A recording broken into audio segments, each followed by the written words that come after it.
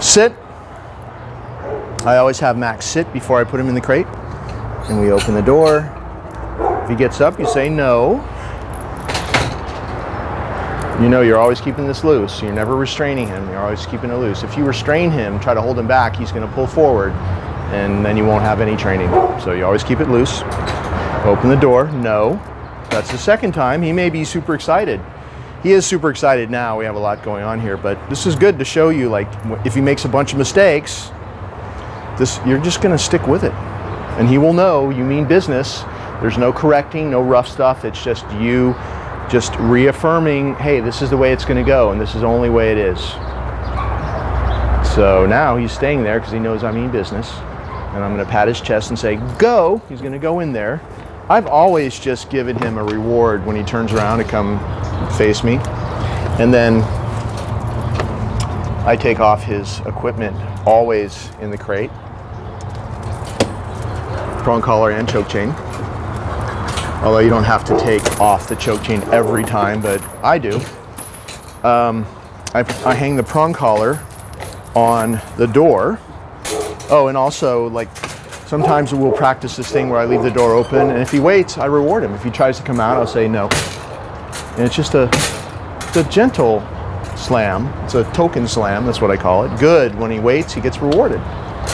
That's the last interaction between us before I close the door, is my hand goes in, he gets a reward, I close the door. So he has a good feeling about every interaction with me. When I send him in, he turns around, he gets the reward, I take off his stuff, and then before I close the door, it's another reward, I close the door. That's why he loves his crate.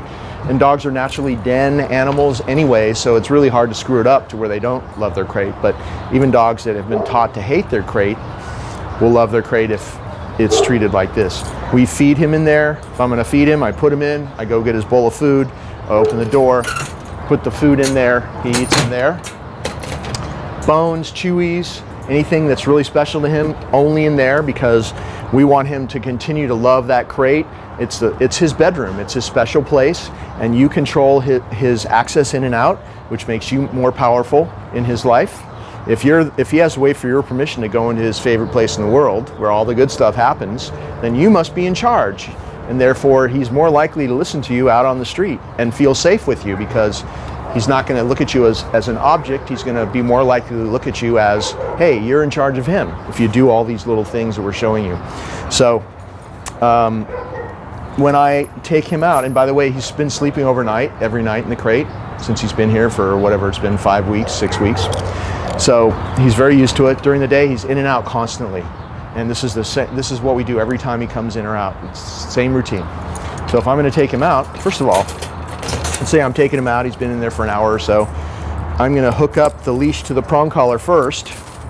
I'm going to put on this choke chain, and see how I'm just dropping the choke chain through itself, so now it's ready to go.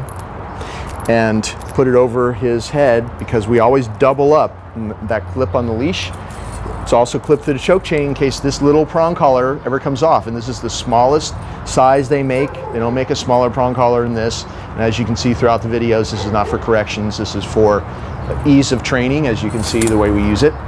But sometimes they come off for whatever reason, and then this comes into play if that happens. So that's why we always double up. So the first thing I'm going to do, open the door and see how I got the treats in my hand. He's eating those treats, and I just slide it over his head. Oh, he's going to the back there. This choke chain may be a little bit small, because it's kind of hard to get over his head. So we're going to supply you with one that's the next size up. It'll be easier to slip over his head. So that's on, and the door's open, and he's staying there. So I'm going to give him a reward, because usually I'm not talking like this, and it's really fast. So he's being very patient with me. And see, it's already hooked up to the leash. I'm just going to reach in like this, hook him up, and then I'm going to hook the leash up to the choke chain as well. And now we're ready to walk. And I'm going to stand up. See how I just did a little. So set the bar really high, you know.